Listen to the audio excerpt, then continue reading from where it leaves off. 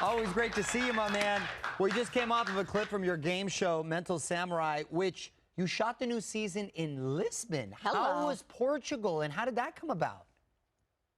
Well, we had the country hadn't really opened yet for COVID here in the States, and Lisbon had their COVID protocol really on par. So we were able to go over there, and we brought all of our crew from America, all of our contestants from America. So when you watch it, you will have no sense that we shot it anywhere special, but it was the only way we could get the show done. And it was great. It was great to be in Portugal. I'd never been there. But it was kind of funny having all of the contestants be American, going, oh, so you're from Toledo or whatever. Right. We're in the middle of Portugal. But it turned out great. The show's a really fun. It's going to be a good show this year. So they got a nice little vacation. Right, and to go over there. And we love this show. How would you do as a contestant on your own show? It's tricky.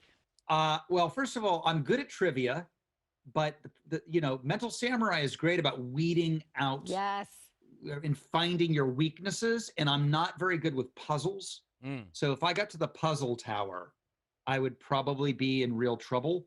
And then when you add the centrifugal force of Ava, the capsule spinning you in there, it makes it tough. But I learn a lot hosting the show, and what I love more than anything is watching people win money. It's so awesome to watch. That's the best feeling in the world. It's my favorite part of doing the show. No, absolutely.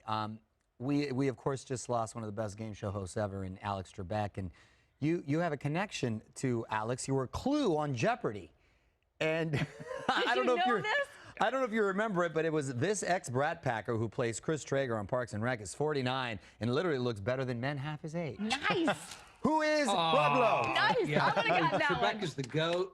He is, will be the GOAT of all GOATs. And I think it's I think maybe there's people say you're famous if you win an Oscar or an Emmy. I think you're famous when you're a Clue on Jeopardy. Absolutely. It was a big day in the Lowe house when I was a Clue on Jeopardy. Yeah. And it was written correctly, because what are you doing with Father Time? Why are you Benjamin Buttoning this thing? You're aging backwards. Yeah. What's the secret? I take really good care of myself. I live the Atkins lifestyle, which I've been doing for years and years, and eating the Atkins way, and I'm also their spokesman. So it's great because it just gives me such energy, and it's easy to eat healthy that way. I don't feel deprived. It's not like it's a diet or anything like that. It just gives me the energy I need to be as energetic as I actually am. That's the other part. I'm very, I'm always doing something. When we're done here, I'm going to go play 18 holes of golf. But, you can't eat like you're an 18-year-old and expect to look good in your 50s. I can tell you, because I tried. It didn't work. Oh, I know. Tell me about it. This is cool, man. You worked on A Few Good Men in London, of course, one of Aaron Sorkin's plays. Is this true, this story? Well, that's what I wanted to ask. We understand that one night the audience got really turned on by the show. What happened with that? By you, with that young face. Well, one of the things I've had a blast doing in COVID is I started a podcast. It's called Literally with Rob Lowe. You can get it wherever you get your podcast. But I had Aaron Sorkin on the podcast. He, of course, wrote A Few Good Men, not only the West Wing, but wrote A Few Good Men when he was 24. He and I, after West Wing was over, did a revival of A Few Good Men in London. And one night, there was a couple in the Royal Box. Well, they were having sex. There's no other way to put it. They just were. Wow, and good for them. It was kind of a spectacle. Wow. And I was kind of taken aback by it, only to learn that in London, in the West End, their version of Broadway, it's kind of a thing that there's this famous couple, and if you're lucky or unfortunate, depending on how you look at it, they might show up at your show and put on a show for you. It's now, the I got to see same it firsthand, couple? but we got through the show. Is this encouraged? Could other couples do it, perhaps? Or is it just the one particular couple? It was discouraged. Our theater manager went to them at the intermission and said, "Hey, cut that out. You can't do that anymore." So they just did another sex act in the second act. Mario was on Broadway. This is amazing. We got to check Wait, the I got to box. go to the West End, apparently. We got to do that. He said, okay, and what drugs do you do? And I said, I don't do any drugs. And he said, I'm a doctor. This is confidential and you need to be honest with me. And I said, I don't do drugs. And he said, you don't do cocaine? And I said, no, I don't do cocaine. And he said, I've seen your show.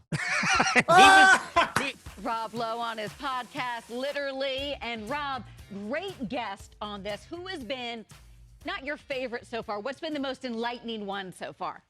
Oh my gosh. And that's been the fun of it is, I've had really close friends like Gwyneth Paltrow and Chris Pratt. And then I've had people that I have never met, but always wanted to, like Tiffany Haddish. I think the funny people are the ones I kind of enjoy the most. Conan O'Brien was great, Dana Carvey, Mike Myers. But I'm having the time of my life. I knew I would like it. I didn't know I would love it.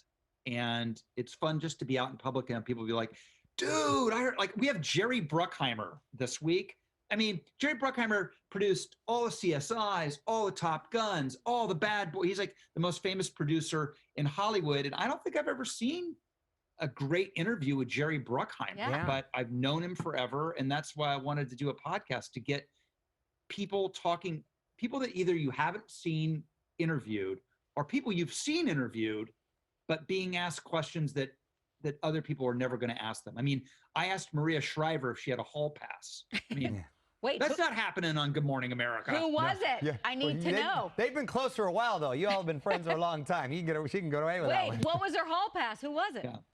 I think her answer was vintage Maria Shriver, which, wait, what is a hall pass? By the way, that was my Maria Shriver impersonation. Smart. Well, on that note, we loved when you had John Lovitz on and you did this great game with him. So let's ask you what you asked him. Has there ever been a cartoon character you wanted to have sex with? Sadly, I found myself very attracted to the purple-eyed, sexy-voiced female cat in the Aristocats. Oh, I remember when that. I was 8 or 9 years old. And then, of course, it was Josie and the Pussycats. There's a theme going here. Yes. So I'm going to go with the tambourine-playing blonde Josie and the Pussycats. You're going kind of new age, Maury. I was thinking like way back, if you're going to go back to the Hanna-Barbera or the... I automatically thought Jessica Rabbit, but okay. Would you rather see, Rob, a UFO, a ghost, or Bigfoot? Oh, I want the Trinity. Come on. I want them all. I'm going to go with a Bigfoot, only because if you see a Bigfoot, what else could it possibly be? If you see a UFO, it could be a satellite. Sure. It could be who knows what. But if you see a 10-foot tall beast running around, unless it's me in a costume trying to scare my own children, it's probably a Bigfoot. Okay, last one. If you can trade places with one actress for a day, who would it be? Oh, well, it's got to be Meryl. It's got to be Meryl, right? It's got to be the GOAT, the greatest actor of all time, Meryl Streep. I want to live in that brain and see what it's like to be able to access that kind of talent year in and year out. That's an excellent choice. Well, I love the diversity that you still display in your career, man. Real quick before we let you go, I know you just started shooting the new season of 911, Lone Star. And I think the coolest thing, and I'm sure you agree, is that your son, John Owen, got to be a writer on that. You must have been so incredibly proud. Is he still working on that? Is that something he's always wanted to do and wants to continue to do? So John Owen, when he was in college, was working for Ryan Murphy in the summers. Oh, wow. And then when Ryan and I started doing Lone Star, Ryan wanted him to write on the staff, figuring he would be a good source of inspiration for my character, and he's been right. Johnny actually co-wrote the big crossover episode that we're doing this year, where the cast of 911 will join the cast of Lone Star for an episode. So everybody's very excited about it. It was a big honor for Johnny to get to co-write it, and I'm really proud of him. The script is awesome. Are they still trolling you on Insta? It's my favorite when they comment on you. It's funny. They're just genius. Is it still happening? Oh yeah, I don't get any. I don't get any breaks from them. And when I do get some acknowledgement from them, I know I've knocked it out of the park. I did a podcast today with Eric Andre, who's one of my favorites, but my kids are obsessed with Eric Andre, and they actually came to listen to me record the podcast. I've had many, many people on it. I don't think they've ever even listened to my podcast, but when I can be cool in front of them, they are very happy to give their dad props. Oh, Awesome. thank you. Great Rob, to see thank you for your time, man. Always great to catch up with you, brother. Keep aging Yeah. backwards. Hey. Rob's podcast, Good to talk to you Literally both. with Take care. Rob Lowe, is streaming right now, and 911 Lone Star returns to Fox on Monday, January 18th at 9 p.m.